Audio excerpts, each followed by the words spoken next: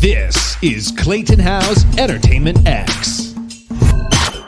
We're back. I'm Clayton Howe, and today with me on the phone is Lorin Latarro. Lorin, thank you for chatting with me this morning. Oh, thank you for asking. Yes, this is our paths have not directly crossed, but we have both worked on the same show, Waitress the Musical. I was in the most recent reiteration of it that ended because of the coronavirus. You are the original choreographer of the show, which we're going to talk about and so much more. I want to bring it back to the beginning of time for Lorin. What were your theater dance dreams growing up? Growing up, I said I wanted to be a dancer on Broadway by the time I was 4 years old. So I don't know if that's just because that's what every little girl wants, and I never grew out of that dream, or I just sort of knew that that's what I wanted to do. I just knew. It was just there was never anything else I was interested in doing. Are your parents involved in entertainment or dance? Does anyone else in your family foster this? Or was No, everybody's a doctor. Oh. Except me. It's like the weirdest thing. No, I grew up in a household where there was lots of singing. My mom and dad play piano.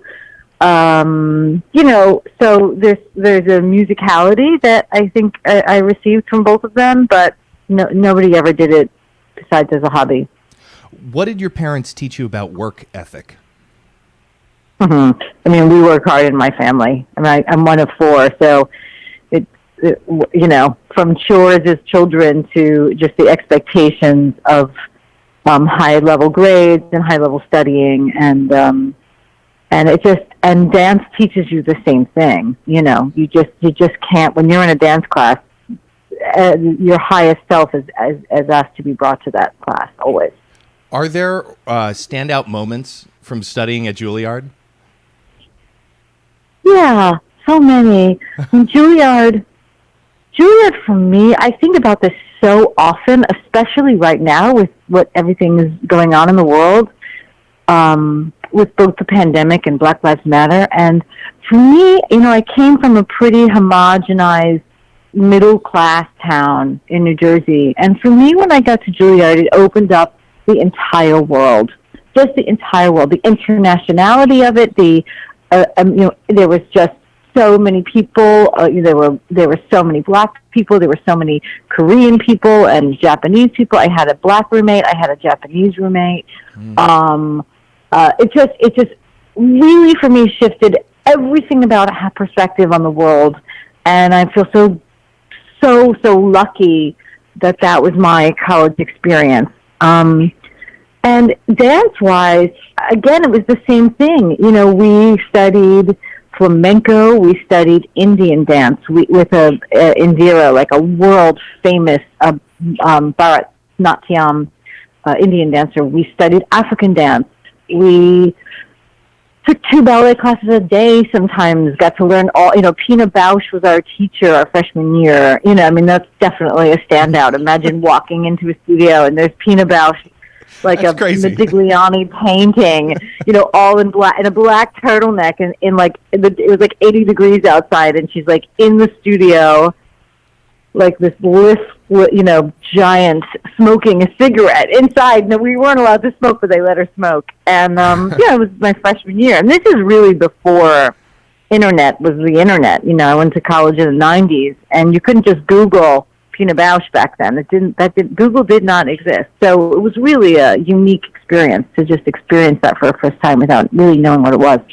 Had you always had a laser focus on what you wanted, or had self-doubts ever come in? If so, how did you knock them? It's both. I've always had a laser focus on what I wanted, and I've always had self-doubts, but you just push through them. That's the beauty of dance, is that it's sort of like you just keep working, you might have to tie your leg to a bedpost overnight to make your leg go higher, but you just work through it, so that's sort of what was always interesting to me about, and I don't think you could be an artist without self-doubt. And that self-doubt is constantly questioning yourself and pushing you to ask deep, deep questions. And if you can live with the discomfort of that and it doesn't break you down, then this is the business for you. Right, yeah. Do you journal or meditate? I mean, ballet class has always been a meditation and Sure. A physical meditation, and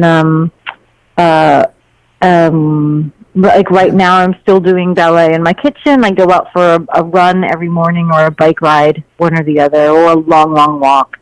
So the physicalness of just the quiet time of that is still very important to me.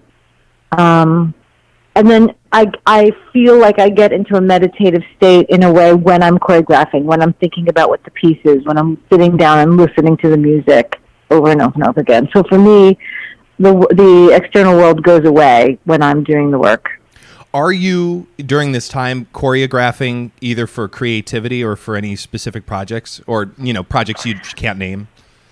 I'm not choreographing, but what I'm doing is I read a ton of books and watched a ton of movies, and I actually found 2 projects that I'd like to direct just from my time just sort of hunkering down and looking at material that interests me. So in this time, I think I'm thinking about what it means to move into the directing and choreographing.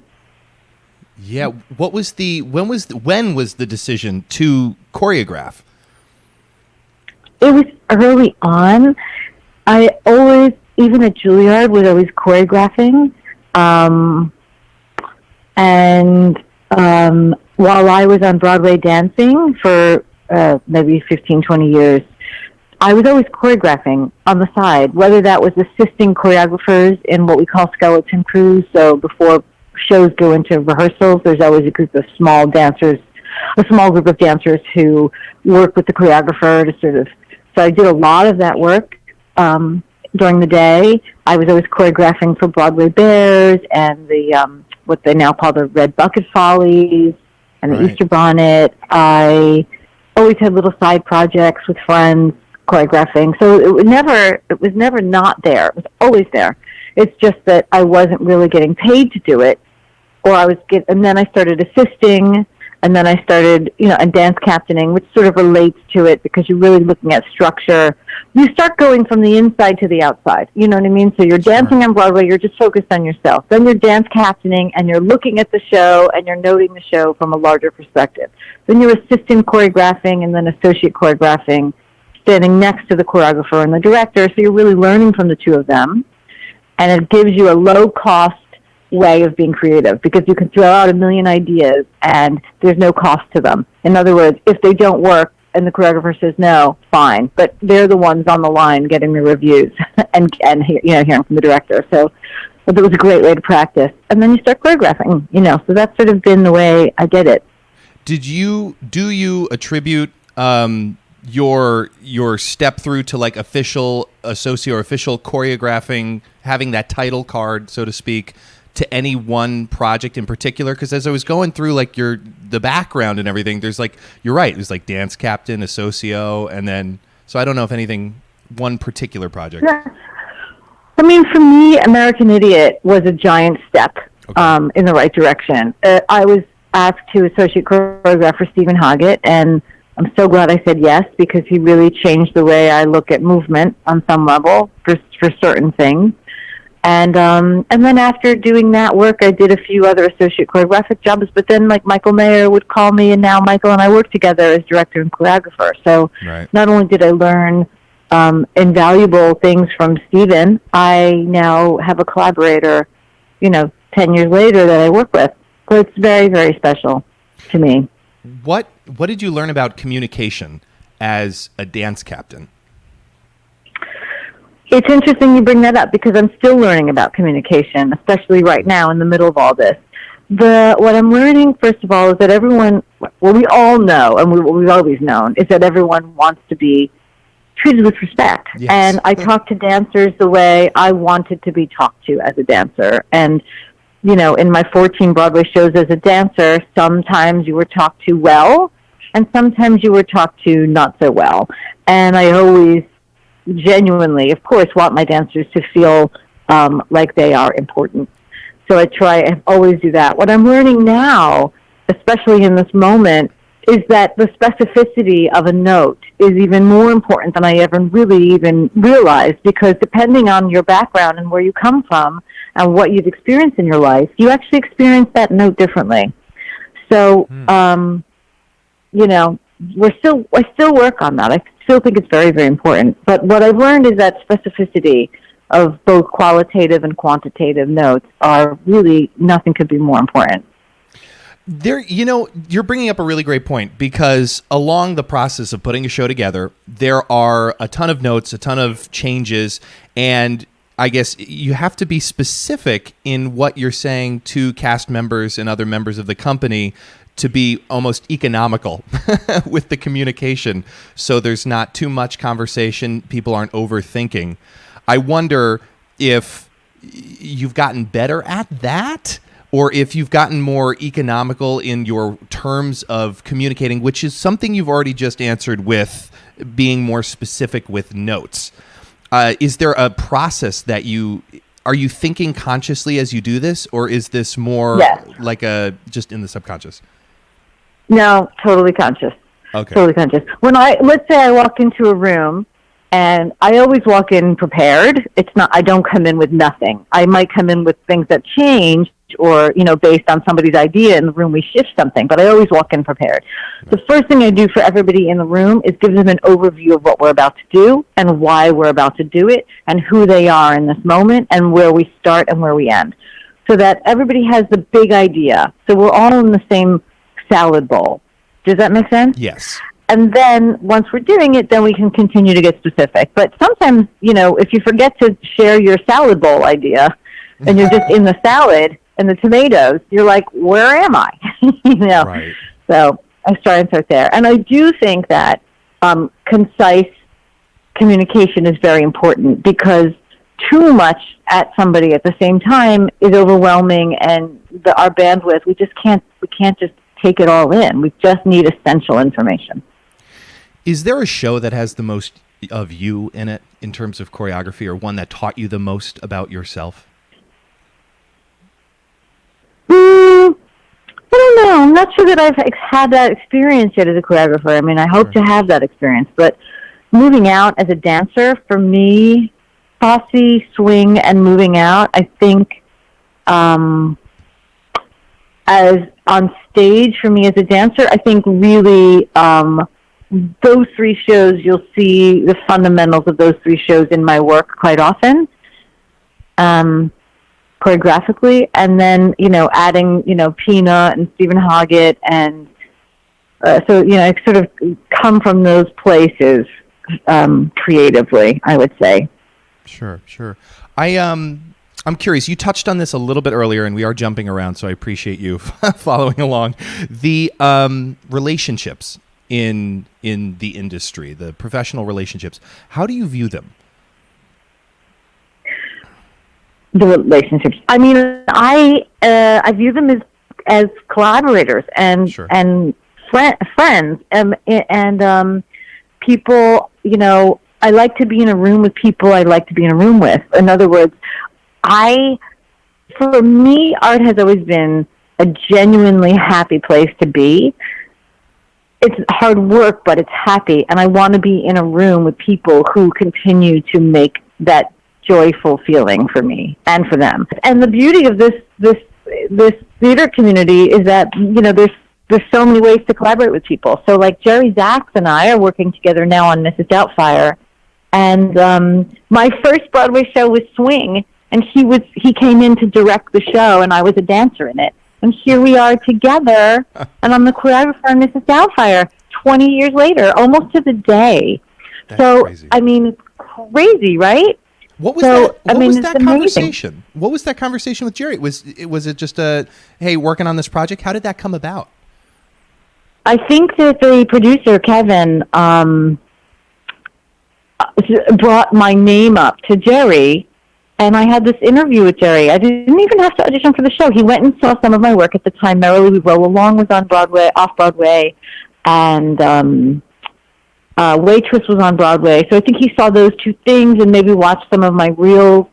And then we had an interview. He just wanted to check in with me and see if he liked me, and then here we were. So it was great, And at first I was like, there's no way I'm getting this job. He's not going to hire me. He thinks of me as like this 19-year-old little spunky dancer. There's no way, but he did. He hired me. So here we are. So this late in the game, it's really nice to have this relationship develop this way, Are there standout lessons learned from him in terms of the Oh way my he God, conducts a room? every day. Every day. I worked with the best directors, Michael Mayer, Jerry Zaks, Marianne Elliott, Des McAnoff. I mean, every day is a masterclass from these people. Every single day. Okay, so going along this theme here, the common themes of top performers you've worked with, do you see any common themes? Openness in the room. Both the ability to have creative input and say, I was thinking, what do you think about this in this moment? And the ability to hear the word no if the director of the choreographer or the writer is not interested in going in that direction. It is a constant give and take. And if everyone is respectful and giving and taking, that's how I think you make great, great art. How do you begin to choreograph a piece? And I know this is a broad question and it varies on projects, but if you were to pick one, what is the general beginnings for Lorin? With an idea. Always with an idea. Before I even listen to the music, like if you take Waitress, for example, I read the script and I was brought in after it was done at ART. I did not see it at ART, so I don't know what the issues were at ART. What I do know is that they didn't know how to break open the pie moment. So apparently at ART, she just stood there, talked about the ingredients, and baked a pie for the audience over and over again. Yeah. And it wasn't working. And when I read the script, I had also read this article in the New York Times that week. I just happened to have read this article about the importance of daydreaming in your life. And I said, well, she's daydreaming. That's her I want. She doesn't care about the baking in these moments. She cares about getting the hell out of this marriage. And the only time she's happy is when she's daydreaming. And the only time she has courage is when she's daydreaming, because she doesn't have those skills in real life yet. She's like practicing in her mind, right? Yes. And that's how all those little pie moments came about. So it's like, what does she really want? She wants a suitcase. She wants to take her clothes and she wants to get the hell out of there. She wants to be lifted up in the air off of the ground and just on a cloud with Dr. Cometer, away from reality, away from a pregnancy. So all of those moments came out of that idea. So the idea came first, and then we got in a studio, and then we made them. And then Sara wrote music around them with me, with them. You've been listening to Entertainment X, the podcast. You can follow Entertainment X on Instagram at _EntertainmentX_. If you haven't yet, go to Apple Podcasts and subscribe, rate, and review this podcast. Join Clay next week for another curiosity conversation on Entertainment X. Thank you for listening.